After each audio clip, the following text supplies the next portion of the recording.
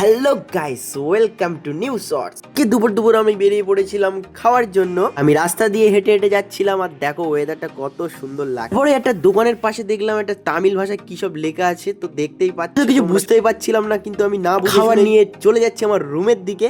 আর দেখতেই পাচ্ছ আমি পুরো প্যাকিং করে একদম পুরো রেডি হয়ে নিয়েছি। আমি যাবো হচ্ছে আমার রুমের দিকে গিয়ে তারপর তোমাদেরকে দেখানো হচ্ছে আর আকাশটা দেখো। পরে রুমে এসে একদম পুরো থালা বাটি একদম ভালো করে ধুয়ে নিলাম, দেখতেই পাচ্ছ গাইস। এই দেখো মানে ভাতটা কত সুন্দর করে প্যাকিং করে দিয়েছে পুরো কাগজ দিয়ে, দেখতেই পাচ্ছ। জাস্ট অবাক, মানে কাগজের ভিতরে আবার একটা পেপার, তার ভিতরে ভাত, মানে বুঝতে দিয়ে দিয়েছিল 3 রকম ডাল। আর এই দেখো গাইস কত বড় মাছ, ওরে বাবা। আগে বলছিল গাইস যে 3টে মাছ তোমার 50 টাকা, সেটাগুলো ছোট ছোট।